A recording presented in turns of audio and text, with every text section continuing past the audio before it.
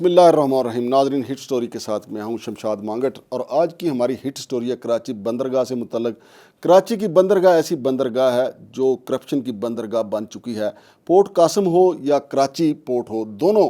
ایسی کرپشن کی اماج گاہیں بن چکی ہیں کہ ہمارے کسٹم حکام بھی ان کے ساتھ ملے ہوئے ہیں، کسٹم کے انٹیلیجنس جو نیٹ ورک ہے وہ بھی ان کے ساتھ ملا ہوا ہے۔ ناظرین، اس میں سب سے خطرناک جو بات ہے وہ ہمارے جو سادہ لوگ ہیں ان کا پاسپورٹ کس طریقے سے استعمال کیا جاتا ہے۔ ناظرین، میرے بھی علم میں یہ بات پہلی دفعہ آئی ہے کہ کسی بھی شہری کو جو بیرون ملک ساتھ یا اس سے زیادہ دن گزار کے آتا ہے اس کو یہ اجازت ہوتی ہے کہ $500 کی وہ چیزیں امپورٹ کر سکتا ہے۔ چنانچہ جہاں سے ہم ٹکٹ بنواتے ہیں وہ مافیا جو ہے، ٹریول ایجنٹ مافیا اور وہ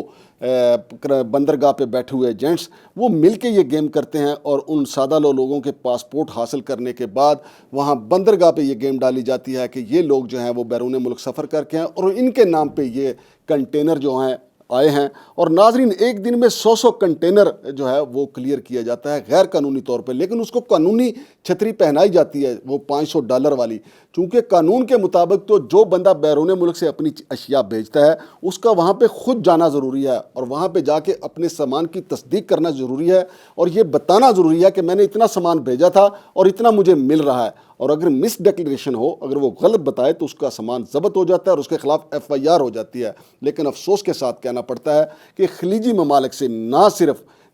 آب زمزم، کھجور، کپڑا، فوڈ آئٹمز، کمبل اور اس کے علاوہ شراب بھی امپورٹ کی جاتی ہے، لیکن پاسپورٹ جو ہیں غریب غربا اور شرفا کے استعمال کیے جاتے ہیں۔ اور کئی ایسے مقدمے کراچی میں قائم ہوئے کہ جب کسٹم حکام وہاں پہ پہنچے کہ یہ اس شخص کے نام پہ تو شراب آئی ہے، تو اس نے کہا کہ حضور، میں تو وہاں پہ مزدوری کے لیے گیا تھا، مجھے مزدوری نہیں ملی اور واپس آ گیا، تو میرا تو ایسا کوئی دھندا ہی نہیں۔ بعد میں پتہ چلا اس کا پاسپورٹ جو ہے مافیا نے استعمال کیا ہے، ایجنٹس نے استعمال کیا ہے، اور کسٹم حکام جو ہیں وہ اس ملی بھگت میں شامل ہوتے ہیں۔ ناظرین، ایک کنٹینر جو کلیئر ہوتا ہے اس پہ پاکستانی روپی جو ہے 55 لاکھ روپے کی ڈیوٹی بنتی ہے، جسے یہ کوڑیوں کے وہ $500 کی مد میں ڈال کر، جس کو انہوں نے نام دیا نامکمل بیگج، نامکمل بیگج کا نام ڈال کر یہ مکمل واردات کرتے ہیں اور قومی خزانے کو بھاری نقصان کیا جاتا ہے۔ اور ناظرین، عینی شاہدین نے مجھے بتایا کہ یہ واردات ہوتی ہے مہینے میں 1000 سے زیادہ کنٹینر کلیئر کیے جاتے ہیں۔ اور یہ بھی معلوم ہوا ہے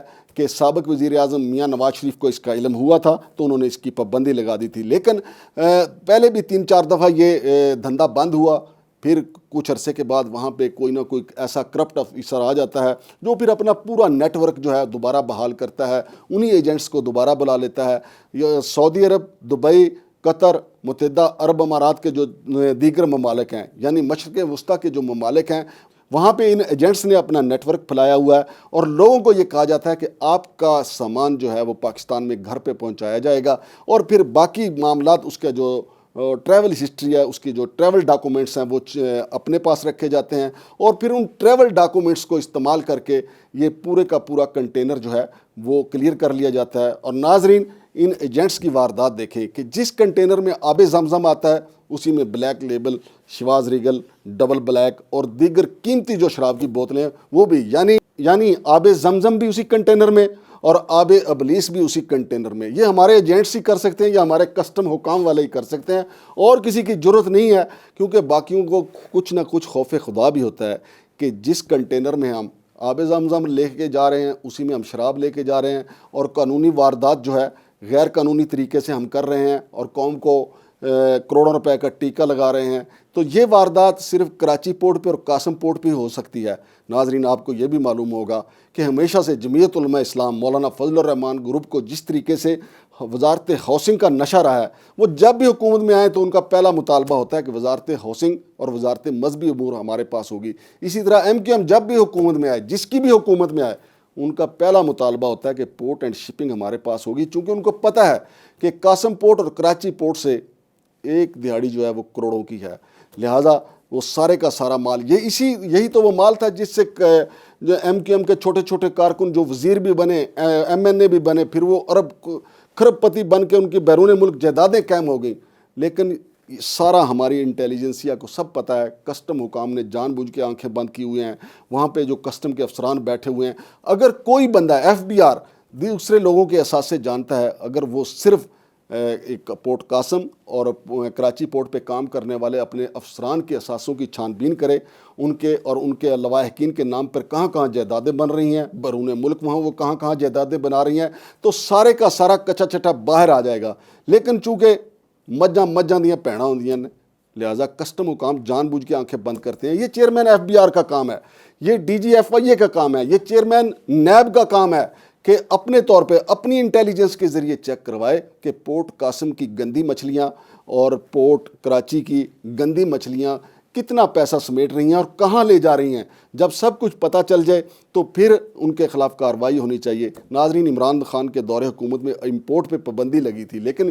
مثال کے طور پہ اگر آپ قانونی طور پہ جو چیزیں باہر سے منگواتے ہیں ان پہ 2 کروڑ روپیہ جو ہے لیگلی تاجر جو ہے وہ ادا کرتے تھے۔ آپ دیکھیں ستم ظریفی، دیکھیے کہ جو قانونی چیزیں آتی تھیں اور قانونی پیسہ قومی خزانے میں جاتا تھا اس پہ پابندی لگا دی گئی، لیکن غیر قانونی دھندے کو چھوٹ دے دی گئی، مافیا کو چھوٹ دے دی گئی۔ بتایا جاتا ہے کہ وہاں پہ 15 رکنی یہ گینگ ہے جو سارے کا سارا مل کے یہ دھندا کرتا ہے، لیکن ان کو پوچھنے والا کوئی نہیں۔ پوچھ سکتے ہیں تو ہمارے ادارے پوچھ سکتے ہیں، لیکن پتہ نہیں وہ کب فارغ ہوں گے۔ وہ سیاستدانوں کے جو ہیں اثاثے ان کا سراغ لگاتے رہتے ہیں، بیوروکریٹس جو یہاں اسلام آباد میں ہیں ان کا خیر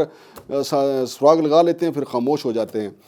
چونکہ اخباری بیانات کے لیے انہوں نے اپنے جو لیڈران ہوتے ہیں مخالفین کے اثاثے نکال کے ان کو دینا ہوتے ہیں کہ جی یہ اس کے اوپر بیان داغ دیں کہ فلاں کے اتنے اثاثے ہیں، فلاں کے اتنے اثاثے ہیں۔ لیکن ہمارے قومی اداروں کو جس طریقے سے لوٹا جا رہا ہے، جس طرح برباد کیا جا رہا ہے، کوئی اس طرف آنے کو تیار ہی نہیں ہے، کوئی انویسٹیگیشن کرنے کو تیار ہی نہیں ہے۔ اگر اس کا کھوج لگایا جائے تو دودھ کا دودھ اور پانی کا پانی ہو جائے گا۔ اور ناظرین، میں آپ کو یہ بھی بتا دوں کہ بظاہر پابندی ہے کہ آپ بیرون ملک سے فریج اور الیکٹرانک کی اشیاء نہیں لا سکتے، لیکن یہ نامکمل بیگیج کے نام پہ آپ بہت بڑی واردات کر سکتے ہیں۔ آپ فریجیں بھی لا سکتے ہیں، آپ LEDs بھی لا سکتے ہیں، آپ موبائل بھی لا سکتے ہیں، جو مرضی لے آئیں، کیونکہ مافیا آپ کی خدمت کے لیے وہاں پہ بیٹھا ہوا ہے۔ اور حتیٰ کہ چائنا سے آنے والا کپڑا بھی اب اسی طریقے سے آتا ہے، اور سعودیہ سے آنے والا ابزم، دبئی سے آنے والی شراب، یہ سارا واردات کا ایک طریقہ ہے۔ روزانہ کے آپ اندازہ لگا لیں کہ 100 کنٹینر وہاں پہ کلیئر ہو رہے ہیں، تو کتنی بڑی واردات ہے۔ چیئرمین FBR جرأت کریں